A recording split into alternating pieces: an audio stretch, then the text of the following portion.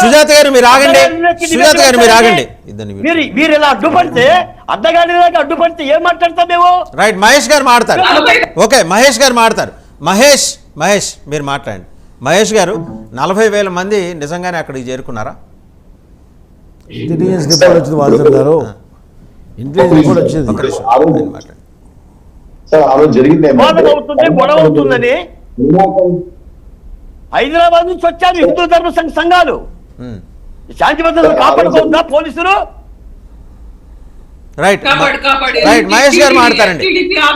Okay right, Mahesh గారు మీరు మాట్లాడండి. మహేష్ గారు, నేను తిరుపతి నాది. ఆ రోజు జరిగింది ఏంటంటే, కరుణాకర్ రెడ్డి గారు 10:11 గంటల సమయంలో బయట వచ్చి ఎవరు అడ్డుకుంటారో చూస్తాము, ఎలా వస్తారో చూస్తామని చెప్పి అనే ఒక మెసేజ్ అయితే మాత్రం ఆయన ప్రెస్ ముందు మాట్లాడడం జరిగింది.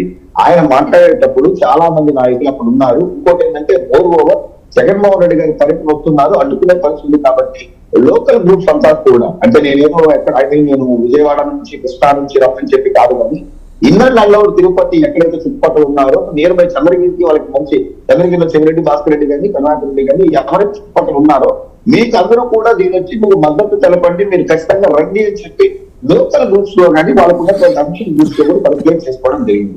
నేను రాష్ట్రం నుంచి పేర్కొస్తారా అదంతా నేను చెప్పట్లేదు, కానీ ఇదైతే జరిగింది. సో ఏదో ఒకటి అనవసరంగా నమ్మకం జరుగుతుంది అని తెలిసే ఆ తర్వాత ఆయన ఏం జరిగిందో మనం అందరం కూడా చూసాం. సార్, ఇంతకుముందు డిక్లరేషన్ గురించి మాట్లాడుతున్నారు సార్. నిన్న సుప్రీంకోర్టు చీఫ్ జస్టిస్ గారు నిన్న దర్శనానికి వచ్చారు. ఆయనతో పాటు ఉన్నటువంటి సిబ్బంది ఏదైతే ఉన్నారో అనుమతి ఉన్నారు, వాళ్ళందరి దగ్గర ఆయన వ్యక్తిగతంగా పిలిపించి డిక్లరేషన్ తీయించారు. ఎందుకంటే నాకు తెలుసు వీళ్ళు అన్ని మతస్థులు, మీకు తెలియకపోవచ్చు కదా, నేను అనవసరంగా ఇబ్బంది వస్తుంది అని చెప్పి నిన్న సుప్రీంకోర్టు చీఫ్ జస్టిస్ ఆయన వాళ్ళ సిబ్బంది దగ్గర అన్ని ఈ రోజు డిక్లరేషన్ తీయించినది ఈ రోజు ప్రధాన వార్తాపత్రికల్లో అదొక వార్తగా వచ్చింది. So that is the way of respecting the principle. Jaganmohan Reddy మీరు చెప్తున్నాను చూడండి సార్, జగన్మోహన్ రెడ్డి గారు ముఖ్యమంత్రి అయితే తప్ప ఆయన తిరుమలకి రాదు.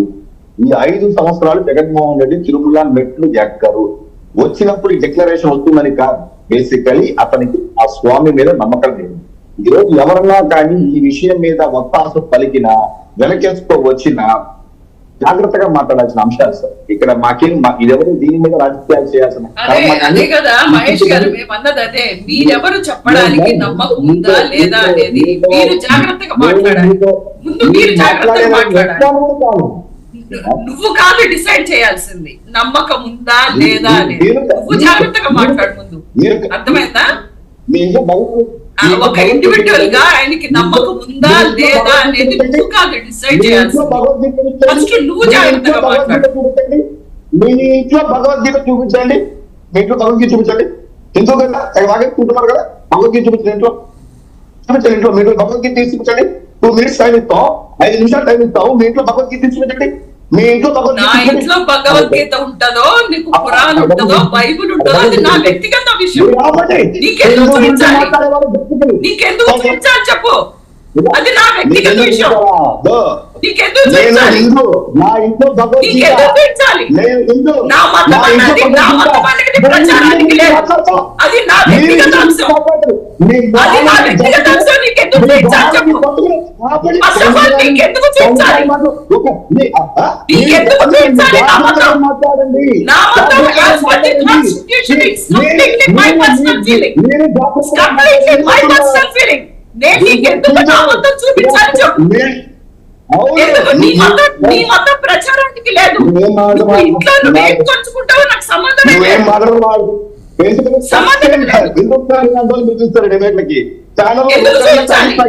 చూపించాలి చెప్పు. నా మతం నా ఇష్టం. మీ మతం మీరే జగన్మోహన్ రెడ్డి గారు, చంద్రబాబు నాయుడు గారు హిందువులు పూజ చేస్తారు, బయటకు వస్తే క్రిస్టియన్లకి చర్చికి వెళ్తారు, మసీదుకి వెళ్తారు. మరి ఆ రోజు అంటావా నీ ఇష్టం, నువ్వు భగవద్గీత పట్టుకొని రమ్మంటావా నువ్వు చెప్పు చంద్రబాబు నాయుడు గారు. రైట్, ఫైనల్ గా తిరుపతిరావు గారు ప్లీజ్ కంక్లూడ్. ఓకే సుజాత గారు, టైం కూడా అయిపోతుంది. తిరుపతిరావు గారు మాట్లాడతారు. తిరుపతిరావు గారు మాట్లాడతారు. తిరుపతిరావు గారు కుడ్ యు ప్లీజ్ కంక్లూడ్. తిరుమలకి సంబంధించినటువంటి అంశంలో వైసీపీ వాదన ఎలా ఉంటుంది?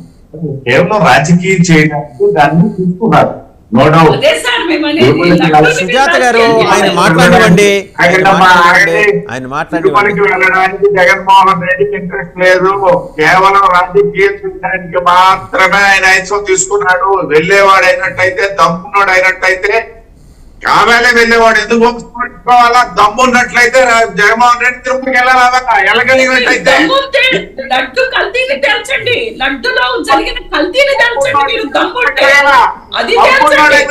జగన్మోహన్ రెడ్డి గారు తిరుపతి వెళ్తాడా వెళ్ళడానికి కాదు, లడ్డులో కల్తీ జరిగింది అది తెల్చండి. మీరు డైవర్షన్ పాలిటిక్స్ చేయొద్దు, డైవర్షన్ కాదు. చంద్రబాబు నాయుడు గారు సుజాత గారు మీరు ఆయన మాట్లాడేవాడి. సుజాత గారు అది ఎక్కడ జరిగిందో చెప్పండి. ఆయన మాట్లాడు. ఎక్కడెక్కడ చెప్తున్నావు కదమ్మా, ఎక్కడో నిబంధనలు ఉన్న నిబంధనలు ఖచ్చితంగా హిందువు పాటిస్తాడు. లడ్డు కల్తీ ఎక్కడ జరిగిందో చెప్పండి సార్. మేము ఒక మంచి సుజాత గారు మాట్లాడండి. అదే విధంగా ఇక్కడికి వచ్చినటువంటి క్రిస్టియన్ పాటించాలా, పాటించకపోతే ఎవడబ్బా ఇదని పిలుకోవడానికి లేదు. ఖచ్చితంగా జగన్మోహన్ రెడ్డి రాజకీయం చేయాలనుకున్నాడు, చేశాడు. రాజకీయం తప్పిస్తే ఆయనకి భక్తి లేదు, లేకపోతే రాగలిగినటువంటి తమ్ముండాలు వచ్చి ఉంటే ఏం జరిగిందో తెలిసేది. ఎందుకు ఈ మీ మేకపోతే గాంభీర్యాలు చెప్పండి, లేని వివాదం సృష్టించాలా. తర్వాత వాసుదేవన్ గారు ఇక్కడ కూడా ప్రస్తావించారు, ఆ బోర్డులు ఎందుకు తీసేశారని. అంటే తిరుమలలో సాంప్రదాయకంగా ఉన్న బోర్డులు కావాలి. అవి మొన్న ఏవైతే హిందూ సంఘానికి సంబంధించి కానీ లేకపోతే పార్టీలకు సంబంధించి కానీ జగన్మోహన్ రెడ్డి వ్యతిరేకిస్తూ పెట్టినటువంటి